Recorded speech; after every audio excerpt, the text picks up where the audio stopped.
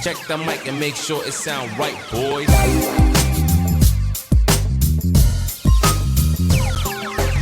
It sound right, boys.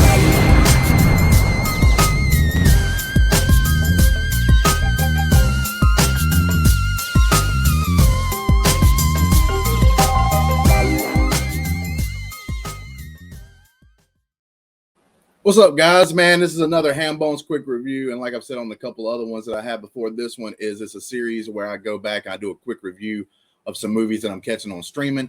Maybe I'm doing a rewatch of a movie that I've seen a long time ago, or maybe I'm just watching a movie for the first time that I wasn't able to catch in the theaters because life was busy or whatever at the time, or just couldn't make it to the movie theater when the movie was there.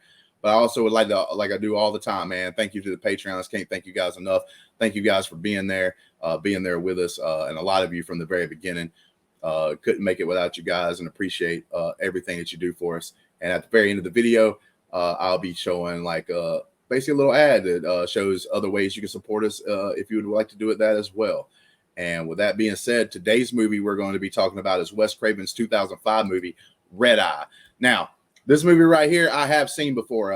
Now, I didn't see it in the movie theaters. I don't think I did actually see it like on videotape because this is back in the day, right? So like a DVD or something like that after it came out of the movies. But I enjoyed it thoroughly. I always enjoy Wes Craven style movies. They're either really crazy and like hilarious, or they're just great stories to tell. Like, and obviously, I'm a big horror genre fan. I'm wearing a Halloween hat right now, for God's sakes. But with that being said, this movie right here, I found very interesting. You know, it started out kind of slow, like ladies over a hotel. She gets into the airport. She's doing her thing. This one guy kind of seems like interested in her and talks to her a little bit and stuff like that. They even have, it seems like a great time smiling and everything else and laughing a little bit, telling each other stories, learning about each other. Get onto the airplane. They happen to be sitting next to each other, right? Kind of a coincidence or whatever. I think not. And then after the plane takes off, immediately, this is like one of my favorite things about this movie. Plane takes off, it gets in the air. As soon as the seatbelt sign gets taken off, this guy just looks right at her and just starts telling her exactly the way it is and what she needs to do. All right. He's a contract killer, basically like an assassin, or at least he's someone that helps get the assassination ready. You know what I'm saying? Like almost like the manager or whatever. And they got her dad held captive, basically, but he doesn't even know it. He's just chilling at his house, but there's a guy outside his house waiting to get the word whether to kill him or not. So she has to basically change the rooms for this like senator or governor or whatever, so that they can make the assassination easier and everything else. But it's a fun thrill ride of a movie. There's things in here that just, it's fun. It's on a plane. They're kind of trapped. Then they even get outside the plane. There's some things that happens there. And everything else, but it's just like a fun go get you some popcorn and just have a thrilling movie time. You know what I'm saying? Like there's just some good stuff in there. Some things you may even laugh at or whatever. Some things that make you cringe a little bit because like, yo, bro, like he's serious. Like he ain't playing. She needs to be calling the hotel to get that situation set up. But it was fun to go back and revisit this film and stuff like that because I remembered, some of the bigger details about it, but I didn't remember all of it and everything else. And the intricacies of like these two, the actor and actress, do a really good job in this movie. Like just super great. Like he's super good at being bad. She's super good at being this like innocent girl, but then you don't recognize it underneath it all.